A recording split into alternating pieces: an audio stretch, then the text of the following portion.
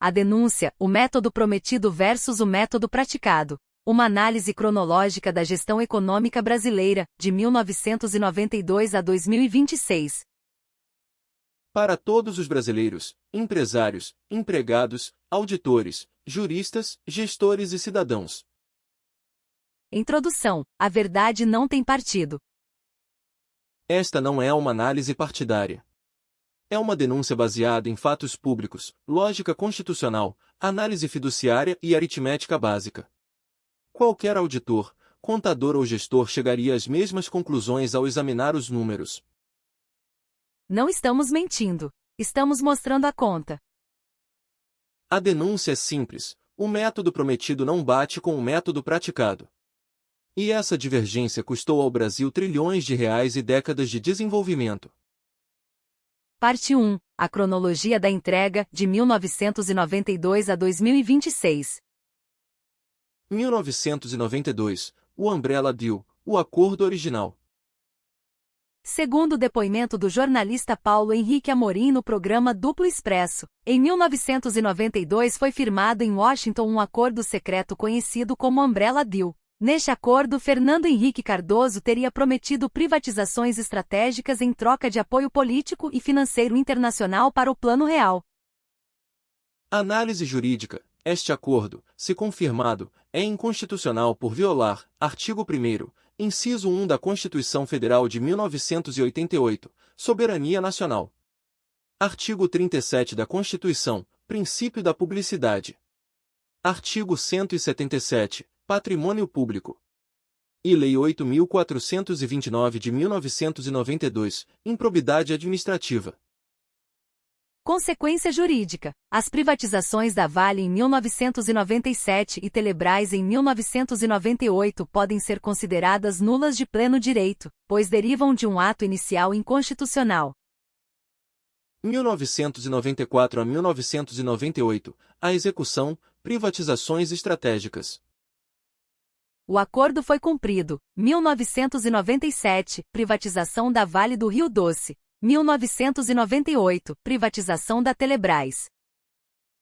Análise de gestão, transferência massiva de ativos estratégicos do setor público para o setor privado, com capital significativo indo para o exterior. Resultado: o ativo, as empresas lucrativas, saiu das mãos do povo brasileiro. 1999, a armadilha, o tripé macroeconômico. Em janeiro de 1999, após a crise cambial provocada pela moratória de Minas Gerais, o Brasil adotou o câmbio flutuante e implementou o tripé macroeconômico: câmbio flutuante, meta de inflação e superávit primário. A explicação de Armínio Fraga em 14 de junho de 1999, no programa Roda Viva. O câmbio toma conta do balanço de pagamentos e os juros tomam conta da inflação. Ele explicou a inversão de funções. Antes, no câmbio fixo, o câmbio controlava a inflação, e os juros atraíam capital para equilibrar o balanço de pagamentos. Depois, no câmbio flutuante, o câmbio equilibra o balanço de pagamentos e os juros controlam a inflação. A lógica era perfeita. Se o câmbio toma conta do balanço de pagamentos, isso implica gestão ativa do Banco Central. Não se pode tomar conta de algo sem gerenciá-lo. 1999 a 2026, a prática invertida, o descumprimento. O que foi prometido versus o que foi praticado. Promessa: câmbio cuida do balanço de pagamentos. Prática: câmbio flutuante sem gestão ativa. Longos períodos de sobreapreciação destroem a indústria. Violação: abdicação do dever fiduciário. Promessa: juros cuidam da inflação.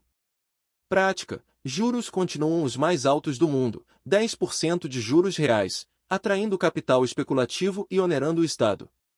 Violação: manutenção da velha função, atrair capital. Promessa: Banco Central gerencia o câmbio ativamente. Prática: Banco Central abdica da gestão cambial, deixando o mercado especulativo decidir. Violação: descumprimento da promessa. Parte 2. A análise jurídica, violação do dever fiduciário. Base legal: Lei Complementar 179 de 2021, Lei da Autonomia do Banco Central do Brasil. O artigo 1º estabelece objetivos claros para o Banco Central. Objetivo fundamental: assegurar a estabilidade de preços. Objetivos secundários, igualmente obrigatórios: zelar pela estabilidade e eficiência do sistema financeiro, suavizar as flutuações do nível de atividade econômica, fomentar o pleno emprego. A ilegalidade demonstrada.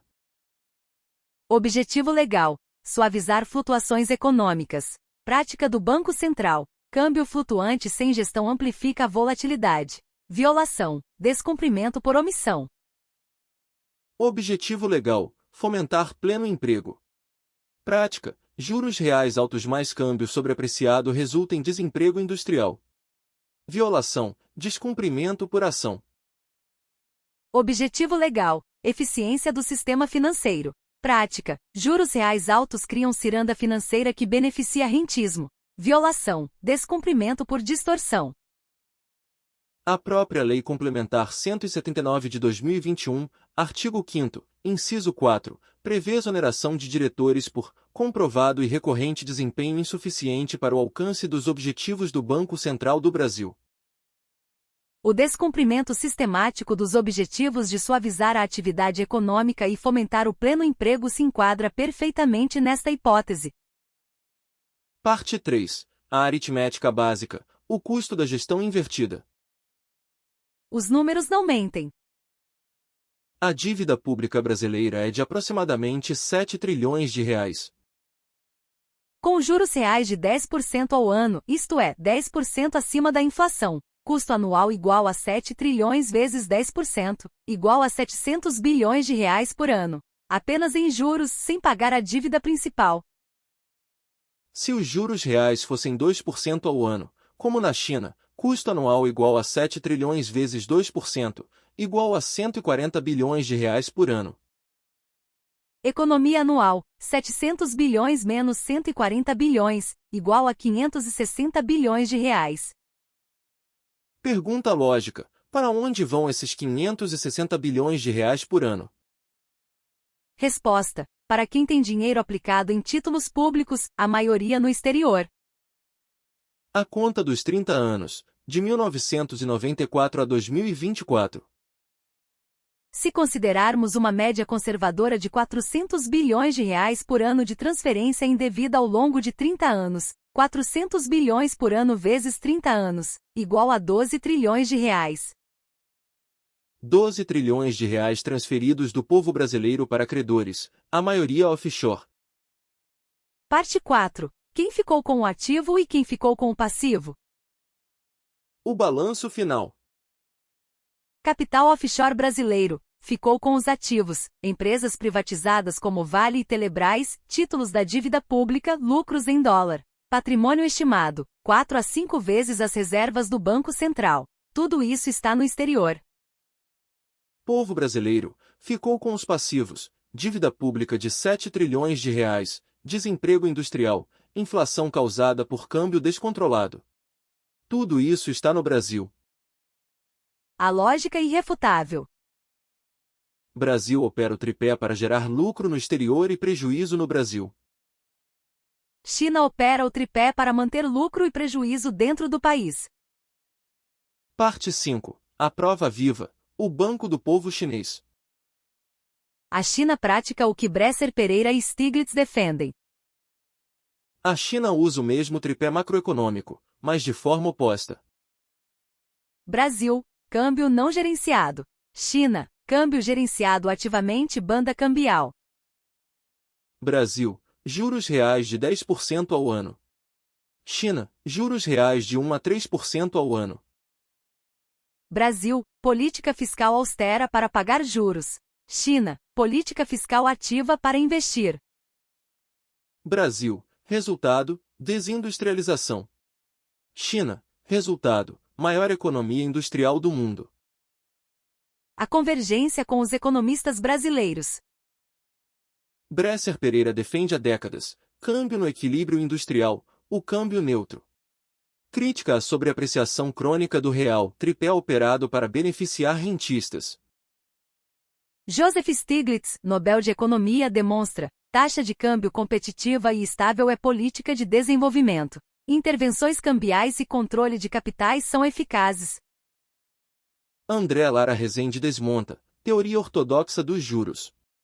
Juros reais altos não controlam inflação de custos. Servem apenas para remunerar a dívida pública. Parte 6. Por que os economistas ocidentais não entendem a China? A premissa viciada. Os economistas ocidentais erram sistematicamente sobre a China porque partem de uma premissa falsa. Premissa ocidental, viciada, câmbio flutuante igual a não gestão. Juros reais altos igual a controle de inflação. Resultado, desindustrialização e transferência de riqueza. Realidade chinesa correta. Câmbio gerido igual a proteção industrial. Juros reais baixos, de 1 a 3%, igual a investimento produtivo. Resultado, crescimento e acumulação de riqueza nacional. A conclusão devastadora. Os economistas ocidentais não entendem a China porque a premissa deles é a exceção, não a regra. A gestão correta do tripé, como praticada pela China, é a norma histórica e lógica. A gestão invertida ocidental é a anomalia. Parte 7. A solução. Câmbio neutro como fiel da balança. Fazer o que foi prometido em 1999. Um câmbio neutro. Banda cambial. O Banco Central gerencia o dólar ativamente, mantendo-o estável. Vende dólares quando o real está fraco. Compra dólares quando o real está forte. Resultado: indústria protegida, inflação controlada, cumprimento do dever fiduciário. 2.